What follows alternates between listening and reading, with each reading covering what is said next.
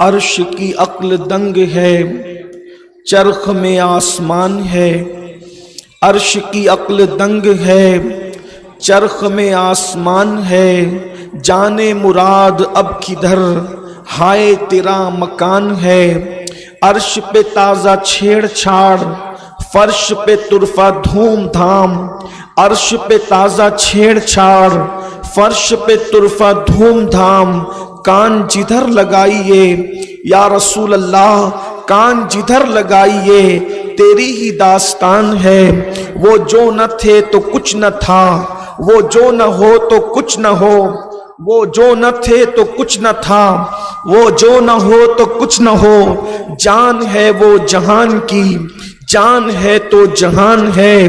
بزم ثنائے زلف میں میری عروس فکر کو، بزم ثنائے زلف میں میری عروس فکر کو۔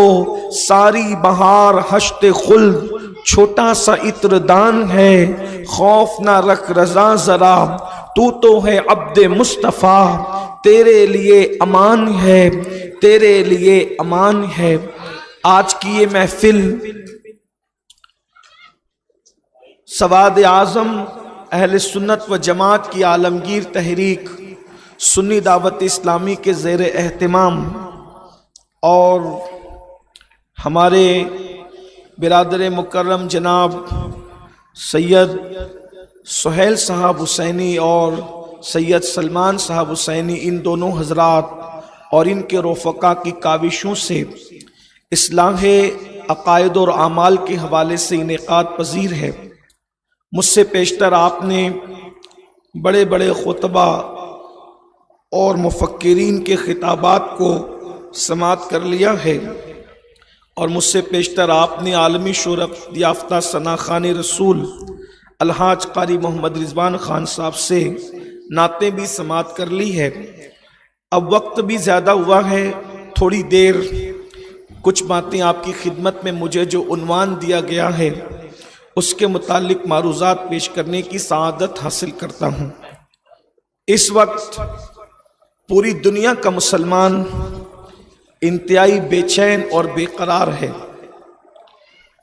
اضطراب ہے، غصہ ہے، غم ہے۔ اس کی وجہ یہ ہے کہ دنیا بھر میں اسلام اور مسلمین کے متعلق غلط پروپیگنڈے کا ایک سونامی آیا ہوا ہے، اور لوگ یہ کوشش کر رہے ہیں کہ کسی طرح اسلام اور مسلمین کو بدنام کریں۔ کسی ایک ملک کی بات نہیں، پوری دنیا کے حالات یہ ہیں کہ جس کو گلی کے چھوکرے بھی نہیں پہچانتے، جب وہ شہرت حاصل کرنا چاہتا ہے تو وہ ہمارے آقا صلی اللہ علیہ وآلہ وسلم پر بھونکنے لگتا ہے، حضور اکرم صلی اللہ علیہ وآلہ وسلم کی بے ادبی کرنے لگتا ہے، حضور کو گالیاں دینے لگتا ہے۔ پوری دنیا کا یہ حال ہے، کسی ایک ملک کا نہیں، کسی ریاست کا نہیں، کسی خطے کا نہیں۔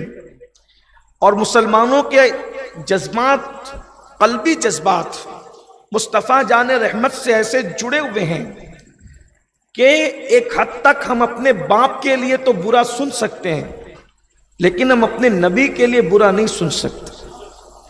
ایک کیفیت یہ ہے۔ تو جہاں حضور علیہ السلام کو گالیاں دی جاتی ہے، مشرق سے لے کے مغرب تک، شمال سے لے کے جنوب تک، پوری دنیا کا مسلمان بے چین ہو جاتا ہے، بے قرار ہو جاتا ہے۔ لیکن آج میں آپ کے سامنے جب اللہ کے رسول کی گستاخیاں کی جائے، جب حضور علیہ السلام کو گالیاں دی جائے، تو اس وقت ہماری ذمہ داری کیا بنتی ہے، اس ذمہ داری پر کچھ گفتگو کرنے کی سعادت حاصل کروں گا۔ اہل منبر سے بھی میری گزارش ہے کہ وہ بھی توجہ فرمائے، دعائیں دے، اور آپ سب تو سنجیدگی سے سن ہی رہے ہیں، آپ کی بھی توجہ چاہتا ہوں۔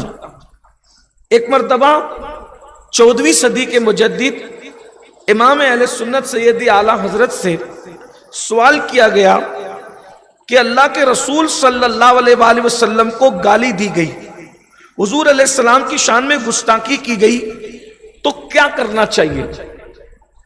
یہ بہت خاص بات میں آپ کے سامنے پیش کر رہا ہوں۔ اس کشتہ عشق رسول سے پوچھا جا رہا ہے کہ حضور علیہ السلام کو گالی دی گئی، گستاخی کی گئی، ہمیں کیا کرنا چاہیے، پبلک کو کیا کرنا چاہیے، عوام کو کیا کرنا چاہیے؟ تو اس عاشق رسول نے جواب دیا، فرمایا مسلمان صحیح العقیدہ ان کی طرف التفات ہی کیوں کریں، یعنی مسلمان ان کی طرف توجہ ہی کیوں دیتے ہیں؟ پہلی بات تو یہ ہے جیسے کسی پاگل کی طرف انسان توجہ نہیں دیتا، مسلمانوں کو چاہیے کہ ان گالیاں دینے والوں کی طرف توجہ کرنے کی ضرورت ہی نہیں ہے۔ کیوں ایسا کریں؟ اس لیے کہ ایسوں کا علاج یہی ہے، ان کا علاج یہ ہے کہ جب ان کے سامنے ہو تو خاموش رہو، ان کے سامنے ہو تو خاموشی بہتر ہے، اور اگر وہ سامنے نہ ہو تو ان کی فراموشی بہتر ہے۔ جملے کے ادیبانہ رنگ پر آپ کی توجہ چاہتا ہوں، فرمایا ان کی طرف تمہیں توجہ دینے کی ضرورت نہیں ہے، ان کی طرف آپ توجہ نہ دیں۔ اگر گالیوں کی کلپ آ جائے اس کو فارورڈ کرنے کی کوئی ضرورت نہیں ہے، اس کو آگے بڑھانے کی کوئی ضرورت نہیں ہے، وہی ڈیلیٹ کیجئے، وہی اس کو ختم کیجئے، یہ اپنی موت آپ مریں گے۔ فرمایا ان کی طرف توجہ کرنے کی ضرورت نہیں ہے۔ علاج ان لوگوں کا یہ ہے، اگر وہ سامنے ہو تو خاموشی ہے، اور اگر وہ پیٹ پیچھے ہو تو فراموشی ہے، ان کو بھول جاؤ۔ اب اس کے بعد پھر کیا ان کا علاج کرنے کا؟ اب کیا کریں؟ فرماتے ہیں اٹھتے بیٹھتے ہر وقت ہر حال میں اپنے محبوب بے مثال کا ذکر پاک اتنا زیادہ گرم جوشی سے کرو کہ مخالف خود ہی آگ میں، حسد کی آگ میں جل کر کے ختم ہو جائے۔ علاج کتنا بہتر ہے کہ اپنے نبی کا ذکر اتنی کثرت سے کرو، اتنی کثرت سے کرو، اتنی گرم جوشی سے کرو کہ بچہ بچہ ذکر مصطفیٰ سے اپنی زبان کو تر کر لے۔ اٹھے تو ذکر مصطفیٰ، بیٹھے تو ذکر مصطفیٰ، لیٹے تو ذکر مصطفیٰ۔ ذکر مصطفیٰ اتنا کثرت سے ہو کہ اگر تمہارے گھر میں ختنہ کی محفل بھی ہو تو ناچ گانا نہیں ہونا چاہیے، بلکہ ذکر مصطفیٰ کی محفل ہونا چاہیے۔ اگر تمہارے گھر میں شادیاں ہو تو بھی ذکر مصطفیٰ کی محفل ہونی چاہیے۔ اگر تمہارے گھر سے جنازے اٹھ رہے ہو، زیارت کی محفل ہو، ڈی جے کی محفل ہو، 10ویں 20ویں کی محفل ہو، تو بھی ذکر مصطفیٰ ہونا چاہیے۔ اس کی وجہ یہ ہے اگر غم میں ذکر مصطفیٰ کرو گے تو غم ختم ہو جائے گا، اور خوشیوں میں ذکر مصطفیٰ کرو گے تو انشاءاللہ تمہاری خوشیاں دوبالا ہو جائے گی۔ وہ پتہ چلا گرم جوشی کے ساتھ، پورے یقین کے ساتھ اپنے نبی کا ذکر کرو، کثرت سے ذکر کرو، بیٹھتے اٹھتے مدد کے واسطے یا رسول اللہ کی کثرت کیجئے۔ شرک ٹھہرے جس میں تعظیم حبیب، اس برے مذہب پہ لعنت کیجئے چرچا انہی کا صبح و شام، جانے کافر پر قیامت کیجئے۔ آئیے اب ہم بھی گرم و جوشی کے ساتھ، مردوں کی طرح نہیں سننا، گرم جوشی کے ساتھ اب اپنے محبوب کا ذکر کرتے ہیں۔ سبحان اللہ، سبحان اللہ۔ گرم جوش، جواب تو دشمنان رسول کا یہی ہے نا، کیونکہ جب ایک بدبخت نے اللہ کے رسول کو گالی دی، جب ایک بدبخت نے، یعنی یہ گالیوں کا سلسلہ آج کا نہیں ہے، پرانا ہے، حضور علیہ السلام کے ظاہری دور سے ہے۔ جب ایک بدبخت نے، توجہ فرمائیں، اگر توجہ ہے حیدرآباد کے عاشقوں کی تو میں عرض کروں، کیا ایک بدبخت نے اللہ کے رسول کو گالی دی تو آقا نے صحابہ سے فرمایا تم میں کون ہے، تم میں کون ہے جو میری طرف سے اس بدبخت کو جواب دے؟ تم میں کون ہے جو میری طرف سے اس بدبخت کو، کیونکہ اس بدبخت نے جو گالی دی تھی وہ اشعار کی شکل میں دی تھی، تو آقا نے وہ کون ہے اس کا جواب دے۔ ایک صاحب کھڑے ہوئے اور وہ بڑے نرم مزاج تھے، تو انہوں نے بہت ٹھنڈے ٹھنڈے انداز میں جواب دینا شروع کیا، اس لیے کہ گالی تو گرم جوشی سے دی گئی تھی، اور جواب ٹھنڈا ٹھنڈا دیا جا رہا تھا. حضور نے فرمایا تم بیٹھ جاؤ. آقا نے فرمایا تم بیٹھ جاؤ. اور پھر فرمایا کون ہے جو گالی کا انداز ہے اس کے مطابق جواب دے گا. تو پھر حضرت سیدنا حسان بن ثابت کھڑے ہوئے اور اتنا کرارا جواب دیا, اتنا سخت جواب دیا کہ حضور نے خوش ہو کے کہا اللہم اجد الحسان بروح القدس. جب تک حسان میری طرف سے جواب دیتا رہے گا اللہ تو جبریل کے ذریعے سے اس کی مدد فرماتا ہے. سبحان اللہ سبحان اللہ سبحان اللہ. گرم جوشی بھی کوئی چیز ہے. ہاں جب ماں کو گالی دی جاتی ہے تو آدمی گرم ہو جاتا ہے, جب رسول اللہ کو گالیاں دی جائے تو پھر حضور علیہ السلام کا ذکر گرم جوشی سے. اور پھر کیوں نہ کریں, ہمارے آقا تو ہیں ہی ایسے, ہمارے سرکار تو واللہ ان جیسا کوئی ہو تو لا کے بتاؤ نا. لوگ ان کو گالیاں دیتے مجھے حیرت ہے. اور میں تو لوگوں کو کہتا ہوں, پورے ہندوستان میں پوری دنیا میں لوگوں کو کہتا ہوں بھائیو کوئی ضروری نہیں ہے کہ دوسرے مذہب کا ہر آدمی رسول اللہ کو گالی دے. نہیں, ہر غیر مسلم حضور کو گالی نہیں دیتا اور دے بھی نہیں سکتا. غیر مسلم گالی دیتے یہ ضروری نہیں ہے, بلکہ ہمارے نبی کو گالی صرف وہی دیتا ہے جس کا باپ ایک نہیں ہوتا اور اس کی ماں نیک نہیں ہوتی.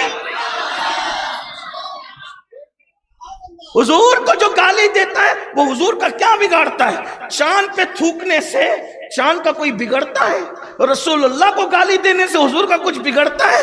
لیکن وہ بتاتا ہے کہ میں ہوں کس کا, میں ہوں کس کا. جب گالی دی ایک شخص نے, اس کا نام تھا ولید ابن مغیرہ. یہ میں کوئی جذبات کی بات نہیں کر رہا ہوں. ولید ابن مغیرہ اس نے گالی دی تو اللہ نے اس کے 10 عیب گنائے قرآن میں. سورہ نون والقلم کے اندر 9 گنائے تو وہ سب جانتا تھا کہ یہ سارے عیب میرے اندر موجود ہے, کیونکہ انسان اپنے آپ کو بہتر جانتا ہے, اپنے آپ سے بہتر کون جانتا ہے. تو پھر اس کے بعد 10واں عیب جو گنایا تو قرآن نے کہا اُتُلِّم بَعْدَ ذَلِكَ زَنِيمٌ, محبوب جس نے تجھے گالی دی ہے پیارے وہ تو اپنے باپ کا بیٹا ہی نہیں ہے, وہ تو اپنے باپ کا. جو نبی کو گالی دے سمجھ جاؤ کوئی نہ کوئی گڑبڑ ضرور ہے, گڑبڑ ضرور. یہ قرآن کہہ رہا ہے اُتُلِّم بَعْدَ ذَلِكَ زَنِيمٌ, پیارے جس نے تجھے گالی دی تو وہ تو باپ کا ہے ہی نہیں. تو وہ اب دوڑتے دوڑتے گیا اور اپنی ماں کے سینے پہ لات مار کے اسے زمین پہ گرا دیا. یہ شرافت ہے گالی دینے والوں کے پاس کہ وہ ماں کے بھی نہیں ہوتے, لوگ ان کے ساتھ کیا کھڑے ہوتے ہیں. اور ماں کے سینے پہ بیٹھ گیا. میں پھر کہہ رہا ہوں, میں کسی ایک ملک کی بات نہیں ہے, پوری دنیا میں جہاں کوئی حادثہ ہو, کوئی ایک ملک کی بات جنرل بات ہو رہی ہے, کیا اس سینے میں بیٹھ گیا. میں تو 1450 سال پرانی بات کر رہا ہوں. سینے پہ بیٹھ گیا, بولا بتا 9 عیب تو جانتا ہوں, یہ 10واں جو بتایا مجھے نہیں پتا کہ بتا میں کون ہوں. تو اس کی ماں نے کہا اگر حلالی ہوتا تو ماں کے سینے پہ کیوں بیٹھتا؟ تیرا باپ نام مرد تھا جس کا نام مغیرہ تھا, ولید ابن مغیرہ. تو میں یہاں اپنے ذوق کے مطابق کہتا ہوں کہ وہ مغیرہ کا نہیں تھا, وہ وغیرہ کا تھا. علامہ حسان صاحب وہ اور وغیرہ کہتے ہی اس کو ہیں جس میں تعداد کی قید نہیں ہوتی. اس لیے کہ آپ پوچھتے نا چائے لیں گے پانی لیں گے یا وغیرہ, تو چائے ایک پانی ایک 2 ہی ہو گیا نا. یہ وغیرہ میں حد نہیں ہوتی. تو وہ مغیرہ کا نہیں تھا, وغیرہ کا تھا. تو وغیرہ میں تو کوئی حد ہی نہیں ہوتی. تو پھر ان سے پوچھو گالی دینے والوں, جس ملک کا بھی گالی دے رہا ہے پوچھو نا کتنے وغیرہ تھے. تب تو آمینہ کے لال پر بھونک رہا ہے. خدا کی قسم اگر ماں شریف ہوتی تو تو کافر ہو کر بھی کبھی آمینہ کے لال کو گالی نہیں دے سکتا تھا. اس لیے کہ ماؤں کے دودھ کی شرافت ان کی بے ادبی سے انسان کو روک دیتی. کوئی گستاخی کرے, یہ میں نے بات رکھ دی.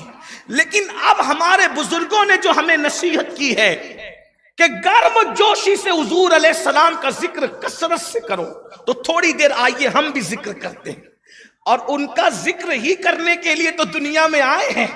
دہن میں زبان تمہارے لیے، بدن میں ہے جان تمہارے لیے، ہم آئے یہاں تمہارے لیے، اٹھے بھی وہاں تمہارے لیے، جنا میں چمن، چمن میں سمن، سمن میں فبن، فبن میں دلہن، سزائے مہن پہ ایسے منن، یہ امن و اما تمہارے لیے۔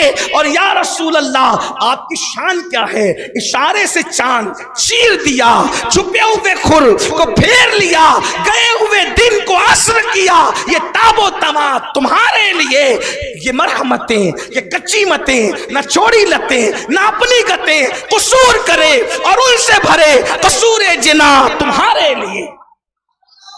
گرم جوشی سے حضور کا ذکر کرو۔ اگر کوئی تھک گیا ہے تو کوئی بات نہیں، آئیے ذکر رسول شروع کرتے ہیں۔ اور یاد رکھنا حضور علیہ السلام کا ذکر وہی کرتا ہے۔ صوفیہ فرماتے ہیں حضور آپ کو اسی وقت یاد آتے ہیں، پہلے وہ ہمیں یاد کرتے ہیں، وہ ہمیں ادھر یاد کرتے ہیں، پھر وہ ہمیں یاد آتے ہیں۔ اگر وہ یاد آ گئے ہیں تو اس کا مطلب انہوں نے یاد کیا ہے۔ ہم کتنے خوش نصیب ہیں مسلمانوں، پہلے گنبد خضرا میں ہمیں یاد کیا گیا، تب وہ ہمیں یاد آ رہے ہیں۔ اب آئیے تو صحیح، اللہ اکبر، اندازہ فرمائیں میرے آقا صلی اللہ علیہ وآلہ وسلم کے دیوانوں، نبی کے گستاخوں کو ذکر مصطفیٰ کر کے جواب دینا یہ اللہ کی سنت ہے۔ نبی کے گستاخوں کو ذکر مصطفیٰ کر کے جواب دینا یہ اللہ کی سنت ہے۔ ایک دشمن اسلام نے، ایک بدبخت نے میرے نبی کو گالی دی، آقا علیہ السلام کی شان میں گستاخی کی، تو پھر کیا ہوا؟ اللہ کے رسول علیہ السلام کے بارے میں کہا کہ محمد کو تو اس کے رب نے چھوڑ دیا، بلکہ رب تو میں کہہ رہا ہوں۔ اس ظالم نے یہ کہا کہ محمد کو اس کے شیطان نے چھوڑ دیا، استغفر اللہ، معاذ اللہ، بولو معاذ اللہ، استغفر اللہ۔ اس بدبخت نے کہا، حضور کے دل پر ایک بات آئی، کیا واقعی میرے رب نے مجھے چھوڑ دیا؟ کئی دن تک کے وحی کا نزول منقطع ہو گیا تھا، وحی کا نزول رک گیا تھا کسی حکمت کے تحت، تو ظالم تانا دے گیا، کیا اس کے رب نے اسے چھوڑ دیا؟ ادھر خیال آنا تھا کہ محمد کے رب نے اسے چھوڑ دیا، تو حضور کے دل پر دل دکھا، نشتر لگا، کیا میرے رب نے مجھے چھوڑ دیا؟ تو اللہ نے جبریل سے کہا، جبریل سدرہ پہ رہنے کا وقت نہیں ہے، جاؤ محبوب کے پاس اور یوں کہو وَالضُّحَىٰ وَاللَّيْلِ إِذَا سَجَىٰ مَا وَدَّعَكَ رَبُّكَ وَمَا قَلَىٰ وَلَلْآخِرَةُ خَيْرٌ لَكَ مِنَ الْأُولَىٰ وَلَسَوْفَ يُعْطِيكَ رَبُّكَ فَتَرْضَىٰ۔ اللہ اکبر، چاشت کی قسم، رات کی قسم، لیکن اس شاک ترجمہ کرتے محبوب تیرے چمکتے ہوئے چہرے کی قسم، تیری زلفوں کی قسم، ہائے ہائے تیرے چہرے کی قسم۔ اللہ جس کے چہرے کی قسم اٹھائے وہ چہرے والضحیٰ مصطفیٰ ہے۔ ارشاد ہوتا ہے تیرے چمکتے چہرے کی قسم، تیری زلفوں کی قسم، اور پھر کہا رب کا، تیرے رب نے، ہائے ہائے ہائے، پوری دنیا کہتی ہے میرا رب، گارنٹی ہے کسی کو کہ قبول کیا اس نے؟ لیکن اللہ کیا کہتا ہے؟ تیرا رب، محبوب میں تو تیرا رب ہوں۔ سب کہتے ہیں میرا رب، لیکن میں کہتا ہوں کہ میں تیرا رب ہوں۔ یہ تیرے رب کو سمجھو، کیسا نبی ہم نے پایا ہے، کیسا نبی ہم نے پایا۔ کوئی نبی بھی ان جیسا نہیں ہے، کوئی رسول بھی ان جیسا نہیں ہے، کوئی فرشتہ بھی ان جیسا نہیں ہو سکتا۔ آگے وقت رہا اور اگر آپ سننے جیسا سنیں گے تو میں عرض کروں گا کہ میرا نبی کیسا ہے، ہمارا نبی کیسا ہے۔ اللہ اکبر، اللہ فرماتا ہے رب کا، تیرا رب۔ اس کو صرف سمجھانے کے لیے کرو، ملانے کے لیے نہیں۔ ایک انسان کے کئی بچے ہوتے ہیں، ان میں سب سے پیارا جو ہوتا ہے، سب بچے کہتے ہیں میرے ابو، میری امی، لیکن جو سب سے پیارا ہوتا ہے باپ کہتا ہے میں تیرا باپ ہوں نا، تو میرا بیٹا ہے، میں تیرا باپ ہوں۔ مطلب کیا؟ محبت بتائی جا رہی، سب کو چاہتا ہوں لیکن سب سے زیادہ تجھے چاہتا۔ زمین کہہ رہی میرا رب، آسمان کہہ رہے میرا رب، انبیاء کہہ رہے میرا رب، صلحاء کہہ رہے میرا رب، گنہگار کہہ رہے میرا رب، لیکن اللہ فرما رہا ہے رب کا، میں تو محمد کر رہی، سب کا ہوں لیکن یہ پیارا جو میرا ہے اللہ پاک ارشاد فرماتے والضحیٰ واللیل اذا سجا ما ودعک ربک وما قلی، تیرے رب نے تجھے کبھی نہیں چھوڑا، اور کیوں چھوڑتا تجھے؟ ارے محبوب چھوڑنے کے لیے بنایا جاتا ہے؟ محبوب چھوڑنے کے لیے؟ محبوب تجھے تیرا رب کیسے چھوڑے گا؟ بلکہ یہاں تک فرمایا یعنی کمی نہیں ہونی ہے، وَلَلْآخِرَةُ خَيْرٌ لَكَ مِنَ الْأُولَىٰ، تیری ہر آنے والی گھڑی گزری ہوئی گھڑی سے بہتر ہے۔ سبحان اللہ، سبحان اللہ۔ تجھے چھوڑنے کے لیے نہیں ہے۔ اور پھر کیا کہا؟ وَلَسَوْفَ يُعْطِيكَ رَبُّكَ فَتَرْضَىٰ، ان قریب تیرا رب تجھے اتنا عطا کرے گا کہ محبوب آپ راضی ہو جائیں گے۔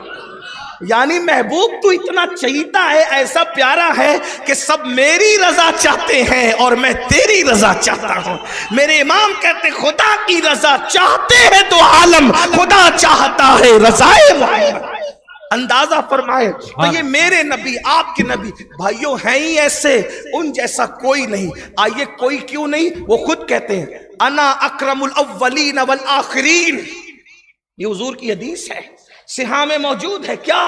انا اکرم الاولین والآخرین علی اللہ ولا فخر، فرماتے ہیں کہ میں اللہ کے نزدیک تمام اولین اور آخرین میں سب سے زیادہ عزت والا ہوں، میری عزت سے زیادہ کسی کی عزت اللہ کے نزدیک نہیں ہے، سب عزت والوں میں سب سے زیادہ عزت میری اللہ کے نزدیک ہے۔ لیکن کیا کہتے ہیں؟ ولا فخر، میں اس پر کوئی فخر نہیں کرتا۔ کیوں فخر نہیں کرتا؟ اس لیے کہ میرے لیے یہ فخر کی بات تھوڑی ہے۔ اللہ اکبر ایک مقام پر فرماتے ہیں انا قائد المرسلین، میں سارے نبیوں کا سردار ہوں، ولا فخر، اور میں اس پر فخر نہیں کرتا۔ بلکہ ایک مقام پر فرماتے ہیں آدم سے لے کر عیسیٰ تک اور عیسیٰ کے علاوہ اللہ اکبر ساری مخلوق جتنے ہیں سب قیامت کے دن میرے جھنڈے کے نیچے ہوگا۔ ہر نبی میرے جھنڈے کے نیچے، ہر رسول میرے جھنڈے کے نیچے، ہر مومن میرے جھنڈے کے نیچے، ولا فخر، مگر میں اس پر فخر نہیں کرتا۔ امام راضی فرماتے ہیں آخر وہ کیوں فخر کرے؟ آدم سے عیسیٰ تک ان کے جھنڈے کے نیچے ہے، وہ کیوں فخر کرے؟ اس پہ فخر کو تو آدم اور عیسیٰ کو کرنا چاہیے کہ ہم محمد الرسول اللہ کے جھنڈے کے نیچے۔ سبحان اللہ، نعرہ تکبیر، نعرہ رسالت، نعرہ رسالت، محمد ہمارے، محمد ہمارے، محمد ہمارے، محمد ہمارے۔ سبحان اللہ۔ اب اللہ نے اپنے نبی کو شان کیسی دی سنیے۔ حضرت آدم اللہ کے نبی اور ہمارے آقا بھی اللہ کے، مل کے بولے اللہ کے، ہمارے حضور بھی اللہ کے، حضرت آدم بھی اللہ کے، دونوں اللہ کے نبی، مگر دونوں برابر نہیں۔ کیوں؟ حضرت آدم کی شان یہ ہے کہ حضرت آدم کی عظمت بتانی ہوئی تو آدم کے لیے فرشتوں سے کہا فرشتوں سجدہ کرو۔ توجہ ہے آپ کی؟ یہ شان ہے حضور کی علیہ الصلوۃ والسلام۔ اس کا آواز تھوڑا، آواز اس کا صحیح کرتے تھوڑا سا، اچھا مائک ہے آپ کا، لیکن میں تھوڑا سا آج کچھ تھوڑا سا بیمار سا ہوں، مائک صحیح کرتے۔ درود شریف پڑھیں آپ، رب صلی وسلم دائما ابدا علی حبیبک خیر الخلق کلہم۔ آپ کی توجہ ہے میری طرف، ایک بار درود شریف پڑھیں سب مل کر کے، عاشقوں کی طرح مل کے درود شریف پڑھیں۔ اللہ رب محمد صلی اللہ علیہ وسلم، نحن عباد محمد صلی اللہ علیہ وسلم، صلاۃ و سلام علیک یا جد الحسن والحسین وعلی آلک و اصحابک یا جد الغوث الثقلین۔ توجہ فرمائیں، حضرت آدم کی تعظیم اور عزت بتانی ہوئی تو فرشتوں کو کہا آدم کو سجدہ، اسجد لآدم، آدم کو سجدہ کرو۔ سارے فرشتوں نے سجدہ کیا۔ لوگوں کو سمجھ میں آیا کہ حضرت آدم علیہ السلام کی شان کیا ہے۔ توجہ، اپنے نبی کی شان گرم و جوشی سے ذکر مصطفیٰ کرو صلی اللہ علیہ وسلم، اور خوب رج رج کے کرو اور ہر جگہ کرو، بلکہ انشاءاللہ زمین پر نہیں، جب زمین کے اندر قبر میں جائیں گے تو بھی ذکر مصطفیٰ کریں گے۔ قبر میں سرکار آئیں تو میں قدموں پہ گروں، گر فرشتوں بھی اٹھائیں، گر فرشتے بھی اٹھائیں تو میں ان سے یوں کہوں اب تو پائے ناز سے اے فرشتوں کیوں اٹھوں، مر کے پہنچا ہوں یہاں اس دل ربا کے واسطے۔ اندازہ فرمائیں میرے آقا کی شان کیا، حضرت آدم کی شان بتائی گئی فرشتوں کو سجدہ کرا کے، لیکن جب مصطفیٰ جان رحمت کی باری آئی تو فرشتوں کو سجدہ نہیں کرایا گیا، بلکہ فرشتوں کو کہا گیا کہ تم میرے محبوب پہ درود پڑھو۔ اس پر سبحان اللہ کہنا چاہیے آپ کو، کیونکہ بات بہت بڑی، پیچھے والوں کو بھی کہنا چاہیے کہ بات بہت بڑی۔ سبحان اللہ۔ ان کو کہا گیا سجدہ کرو، ان کو کہا گیا درود پڑھو۔ فرق کیا ہے اپنے نبی کی شان؟ فرق کیا ہے؟ انہوں نے جب سجدہ کیا تو ایک ہی مرتبہ سجدہ کیا، دوبارہ نہیں کیا۔ ایک ہی سجدہ تھا، ایک ہی مرتبہ تھا، پھر اس کے بعد دوبارہ سجدہ نہیں ہوا۔ لیکن یہ درود ہے، درود ایک بار نہیں۔ قرآن کہتا ہے ان اللہ وملائکتہ یصلون علی النبی، مضارع کے صیغے کے ساتھ کہا جا رہا ہے کہ میرے محبوب پر اللہ اور اس کے فرشتے درود بھیجتے ہیں۔ پتہ چلا فرشتے پہلے سجدے میں نہیں تھے، پھر سجدے میں آئے، پھر سجدے میں نہیں ہے، لیکن محبوب پہ درود فرشتے پڑھ رہے ہیں۔ ارے کب سے پڑھ رہے ہیں نہیں معلوم، اور کب تک پڑھتے رہیں گے نہیں معلوم، یعنی درود کا سلسلہ اب بھی جاری ہے۔ اور اس سے بڑی شان یہ کہ آدم کو جب سجدہ کروایا فرشتوں کے ذریعے سے، فرشتوں سجدہ کرو تو صرف فرشتے سجدہ کر رہے تھے، اللہ نے سجدہ نہیں کیا کیونکہ وہ سجدے سے پاک ہے۔ لیکن محبوب کی باری آئی کہ فرشتوں تم بھی درود پڑھو، میں بھی درود بھیجوں گا۔ سبحان اللہ، سبحان اللہ، نعرہ تکبیر، نعرہ رسالت، محمد ہمارے، محمد ہمارے، محمد ہمارے، نعرہ رسالت۔ سبحان اللہ، سبحان اللہ۔